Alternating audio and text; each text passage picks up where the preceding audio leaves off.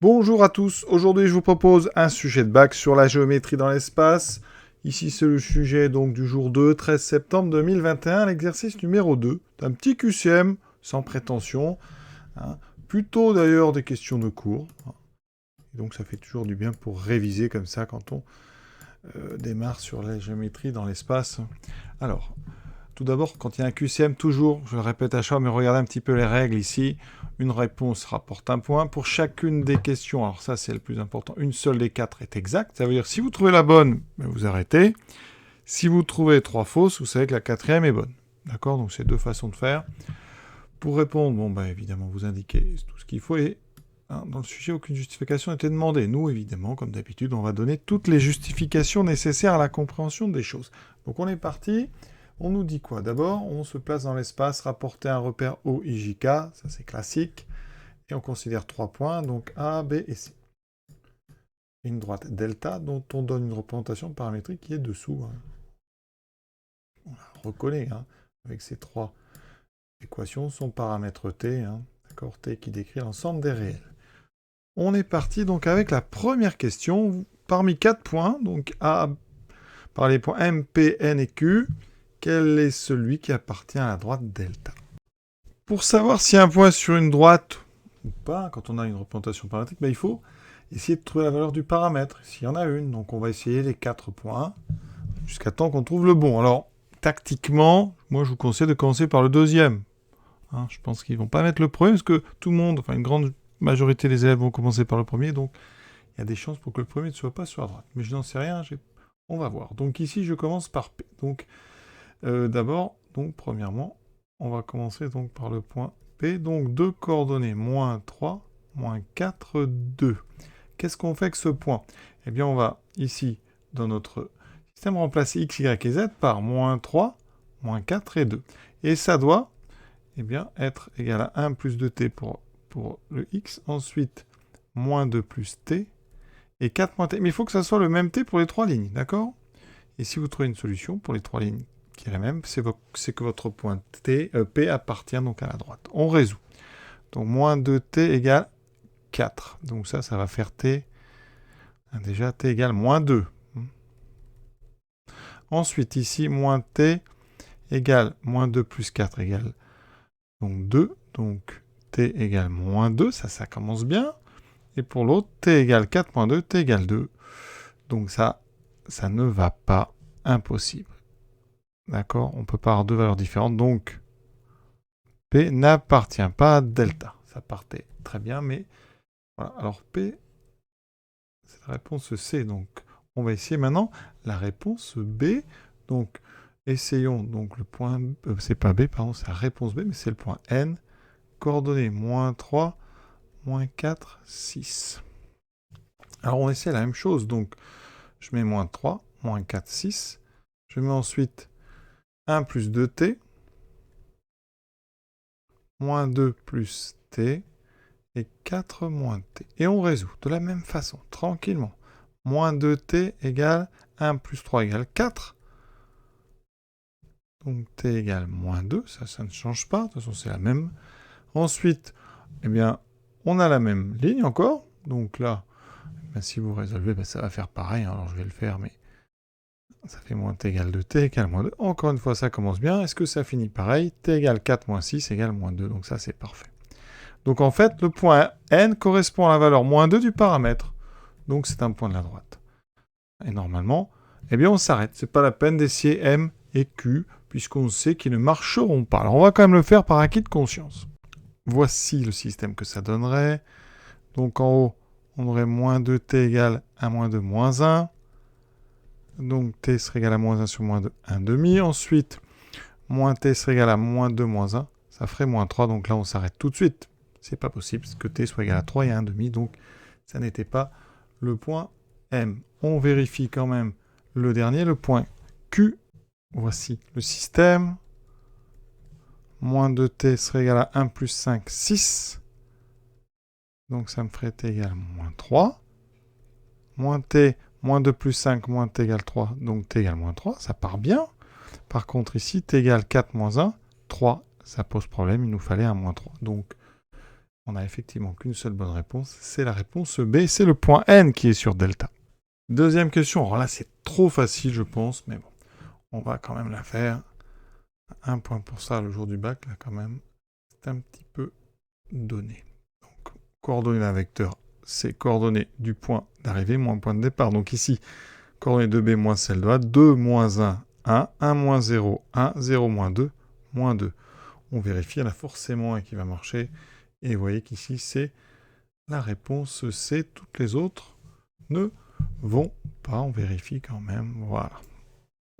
Troisième question. Maintenant, on nous demande une représentation paramétrique de AB. Alors, première chose très importante, mais ici, c'est une représentation parce que vous savez qu'il y en a une infinité. On peut prendre n'importe quel vecteur directeur et n'importe quel point de la droite. D'accord? Donc, avec ici ce qu'on a, on peut regarder rapidement. Déjà, on va regarder la réponse A. On va vraiment prendre ça dans l'ordre. Réponse A. Qu'est-ce qu'on a ici? X, Y, Z. On a donc, alors je vais remettre comme il faut. 1 plus 2t. Le t est ici, le 2. Donc, ça veut dire quoi? Ça nous fait un vecteur directeur. Le vecteur directeur dans une représentation paramétrique, c'est le coefficient du paramètre. Donc ici, j'ai un 2, ici, j'ai un 1, et là, j'ai plus 0t. Donc, ça voudrait dire que la droite AB a un vecteur directeur 2, 1, 0. Ça va pas du tout, ça. Ça n'est pas collinaire à AB. Collinaire, ça voudrait dire que AB est un multiple de V. À cause du 0 qui est en bas, ça pose un gros problème. Donc ça n'est pas, c'est sûr la réponse A. Donc on va regarder les vecteurs directeurs. Par exemple, pour le C, quel est le vecteur directeur? Pour la réponse C, on me propose ici, donc je vais mettre directement sur le texte, là il y a un 1 et un 2. Donc on me propose comme vecteur directeur, je vais l'appeler VC, 1, 1, 2. Et ça aussi, ça ne va pas, parce que si vous regardez par rapport à B, on a 1, 1, moins 2. Donc ici, vous ne pouvez pas trouver un coefficient entre VC et AB, parce que ici, il faudra multiplier pour les X, pour les ordonnées par 1, pour les abscisses par 1, mais ici, par moins 1. Donc ça n'est pas la même multiplication, c'est pas possible. Donc ça n'est pas non plus la réponse C. D'accord? Maintenant, il nous reste deux réponses. On s'attaque à la B. Alors, on nous propose 2 moins T, 1 moins T et 2T. Alors, tout d'abord, quel vecteur directeur nous propose-t-on? Donc, on va appeler VB, nous propose moins 1, 2. Ah, ça c'est bien parce qu'on remarque, hein, on a, eh bien, VB qui est l'opposé de AB. VB égale moins AB. Donc, VB, c'est bien la bonne direction. Maintenant, le point. Parce que dans une représentation paramétrique, vous avez un point. Et ce point ici, c'est le point de coordonnées 2, 1, 0. D'accord? 2, 1, 0. Est-ce que c'est un point de AB? Eh bien, regardez, c'est le point B. Le point B a pour coordonnées 2, 1, 0. Donc, justement, c'est exactement ce qu'il faut. On a bien ici une droite qui est parallèle à AB parce qu'elle a le bon vecteur directeur. Il est dans le sens, il est collinaire à AB et elle passe bien par un point. Donc, ça veut dire que vous avez une parallèle à AB qui passe par B. C'est donc la droite AB. Donc, vous venez de trouver la bonne représentation paramétrique parmi les 4. Alors, on va quand même regarder la dernière, pourquoi elle n'est pas bonne. Regardons le vecteur donc, que nous donne D. Eh bien, vous avez plus 1, moins 2. Donc, ça fait 1, 1, moins 2. C'est exactement, VD est égal à AB. Donc là, on a la bonne direction. Donc ça, vous avez devant vous une parallèle à AB. Est-ce que, la question qu'on se pose maintenant, c'est est-ce que A ou B sont sur cette droite? Est-ce que, par exemple, A appartient à cette droite que je vais appeler D4? Parce que c'est la quatrième qu'on me propose. Eh bien, je fais comme tout à l'heure, la question 1. On essaye le point A qui est 1, 0, 2 comme coordonnée. Et je vais chercher donc 1 plus T, 2 moins 2T. Y a-t-il une solution unique à ce système? T ici, donc moins T égale 0, T égale 0. Et en deuxième ligne, T égale moins 1. Non, impossible. Donc le point A n'appartient pas à cette droite que j'ai appelée D4. Ça ne peut donc pas être la droite AB. On peut éliminer. Vous voyez qu'il n'y a qu'une bonne réponse, c'est la B. Quatrième question, équation cartésienne du plan passant par le point C est orthogonale à droite delta.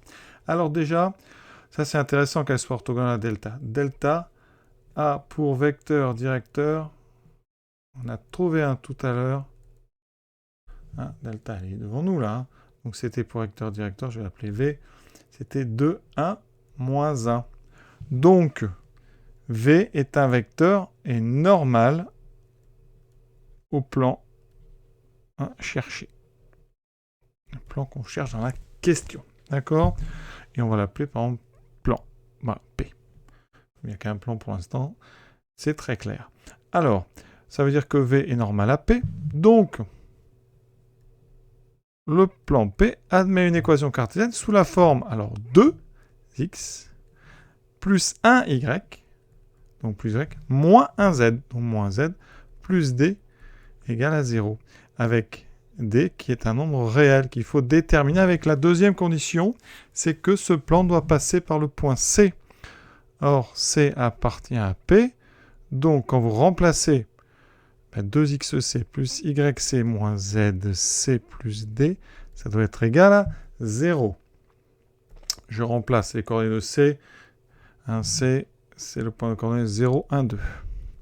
Donc x vaut 0, donc ça me fait 0, plus 1, moins 2 plus d égale 0.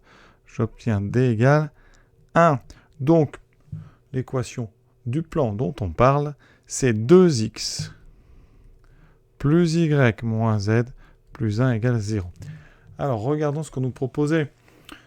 Bon, ça tombe bien déjà, je viens de trouver... non, c'est pas le C, parce que vous voyez, le C, il y a le 3, le bon début, mais par contre, il y a un moins 1 au lieu d'un plus 1 ici. Donc ça, on l'élimine direct. Ça n'est pas la réponse C.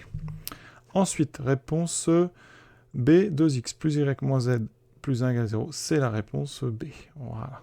Pour les autres, eh bien, on a ici des vecteurs directeurs qui ne vont pas. Ici, on a 1, moins 2, 4, ça ne va pas du tout. Donc, on peut éliminer la réponse A. Et la réponse D, c'est pareil, on a un problème de vecteur. De vecteur normal, pardon. Donc, ça ne va pas. Donc, on peut dégager A et D. Alors, par contre, je pense que le piège est que le point C doit être sur la première droite. Testons quand même rapidement. Si je remplace par les coordonnées de C, ici, j'aurai 0, moins 2, plus Z qui vaut 2, ça fait moins 8, plus 6, moins 6, vous voyez bien, c'était ça le piège, ça fait 0. Donc peut-être certains se seront fait piéger. Pour le dernier, est-ce que c'est dedans 1, plus 4, moins 5, effectivement, ça fait 0. Donc dans la réponse A et D, le point C appartenait, c'était le piège. La dernière question, on considère un point D défini par une relation vectorielle. Alors ça, les vecteurs, ça ne plaît pas toujours aux élèves. OD égale 3OA moins OB moins OC. Alors comment on fait? Alors quand on voit un peu les choses de haut, je peux vous donner une réponse assez rapide. C'est qu'ici, on a OD qui vaut donc OA plus OA moins OB moins OC. Et là, c'est vraiment, vous allez voir une astuce qui va marcher. On va donc ici, eh bien, mettre un OA de l'autre côté. Donc j'aurai OD moins OA plus OA plus OA. Ici, on va enlever les moins, donc plus BO plus CO. Et là, on va regrouper. Alors, OD plus OA à gauche, ça fait OD plus AO. Et je vais mettre le AO d'abord. Et vous voyez qu'on va utiliser la relation de Charles. AO plus OD, ça fait AD. Ici, le OA, eh bien, je vais mettre d'abord BO plus OA. Ça va former un BA. Et ensuite, ici, CO plus OA, ça va former un CA. Conclusion, eh bien, ici, on a le vecteur AD qui est somme des vecteurs AB et AC, ça veut dire que le point D est dans le plan ABC. D'accord? Donc D appartient au plan ABC. Conclusion, ABCD sont coplanaires. Et donc vous avez déjà la réponse A. On peut s'arrêter. Alors, il fallait évidemment le voir. Quelque chose qu'on peut éliminer comme réponse, c'est les points ABCD sont alignés. Ça ne sert à rien de le vérifier. Pourquoi? Parce que s'ils sont alignés, ça veut dire que les points sont de toute façon coplanaires. Donc les vecteurs, donc AD, AB et AC sont coplanaires puisque l'un est la somme des deux autres. D'accord? Donc ici, on peut tout de suite éliminer l'AD, puisque si l'AD est bonne, la A sera bonne aussi. Alors on sait qu'il n'y a qu'une réponse exacte. D'accord? Donc ça déjà, on peut l'éliminer. Ensuite, même chose, si AD était égal à BC, ça veut dire que la droite AD serait parallèle à BC, et donc, eh bien, les points ABCD seraient coplanaires. Donc les vecteurs AD, AB et AC seraient aussi coplanaires, donc on peut éliminer l'AB direct. Donc il n'y a que deux propositions possibles si on analyse bien le sujet. même si vous n'avez pas vu ma petite astuce. Alors évidemment, on peut passer par les calculs des coordonnées du point D. Alors D, donc pour avoir ces coordonnées, on aura 3 fois le vecteur OA. Alors je vais écrire ces coordonnées. OA, c'est donc les coordonnées de A, 1, 0, 2. Moins une fois celle de B. Donc j'ai mis dans le mauvais sens, voilà. B, c'est 2, 1, 0. Moins OC, qui est décidément 0, 1 et 2. Donc le vecteur OD a pour coordonnées. Alors, 3 fois celle de A, donc 3, moins 2, moins 0. Ensuite, 3 fois 0, 0, moins 1, moins 1. 3 fois 2, 6, moins 0, moins 2. Ça veut dire que le point D a pour coordonnées 1, moins 2 et 4. Donc déjà, vous voyez, ça élimine la réponse C. Et donc, si vous aviez comme ça analysé le fait que les B et D étaient forcément fausses parce qu'elles impliquaient la A vraie, eh bien vous avez terminé la question, juste avec le calcul des coordonnées du point D. Évidemment, vous aurez compris que le vecteur OD et le point D ont les mêmes coordonnées. Donc D, c'est 1, moins 2 et 4. Alors certains vont se lancer dans des gros calculs, par exemple les coordonnées de AD. Alors AD, c'est coordonnées de D, 1, moins 2, 4, moins les coordonnées de A, c'est-à-dire 1, 0, 2. Donc le vecteur AD a pour coordonnées 0, moins 2 et 2. Ensuite BC, coordonnées de C, donc 0, 1, 2, moins coordonnées de B, 2, 1, 0. Donc BC, moins 2, 0 et 2. Vous voyez bien que ce n'est pas la même chose, il y a un 0 en moins 2 ici, donc on peut éliminer. AD n'est pas égal à BC. Ensuite, est-ce que AB et CD peuvent être alignés? Vous avez AD et BC, ici on voit bien que ce n'est pas collinaire. Le produit en croix, déjà le premier n'est pas bon, donc ça élimine directement, parce que si AB et CD étaient alignés, AD et BC seraient collinaires, voilà, donc directement, on ne va pas tester le fait que AD, AB et AC sont complanaires, on va là procéder par élimination. Ça c'est pour ceux qui n'auront pas vu la petite astuce du début. Pour ceux qui auraient envie de montrer que AD, AB et AC sont coplanaires, il faut trouver une combinaison qui dit que AD serait alpha AB plus bêta AC. D'accord? Si on trouve ça, on a gagné. Alors, ici, il y a des indices. Première chose, là, vous avez un 0, ici un 1, ici un moins 1. Donc déjà, il y a autant de AB que de AC. Ça, c'est une certitude. Ensuite, ça veut dire qu'ici, alpha est égal à bêta. Ensuite, ici, il y a un 0 en bas et un moins 2 ici. Donc DAB, il m'en faut moins 1. Donc ça veut dire qu'alpha vaut moins 1. Et comme alpha égale bêta, on va prendre bêta égale moins 1. Donc conclusion, vous devez remarquer que moins AB moins AC, c'est égal normalement à AD. Alors, on va vérifier les coordonnées de moins AB moins AC. Alors moins AB c'est moins 1, moins AC c'est plus 1. Ici moins AB moins 1, moins 1. Et ici 2, moins 0. Et ça donne comme coordonnées 0, moins 2 et 2. C'est parfait. Moins AB moins AC égale 0. Donc, vous voyez bien que le vecteur AD est somme est une combinaison linéaire de AB et de AC. Donc, AD, AB et AC sont coplanaires. Ça veut dire que D appartient au plan ABC. Évidemment, je suppose que c'est un plan. Je n'ai pas vérifié, mais vu les coordonnées avec 1, 0 au milieu, 1, 0 au début, 1, 0 à la fin, le plan ABC existe bel et bien. Voilà, on va s'arrêter là pour cet exercice. Je vous souhaite une bonne fin de journée à tous et à bientôt.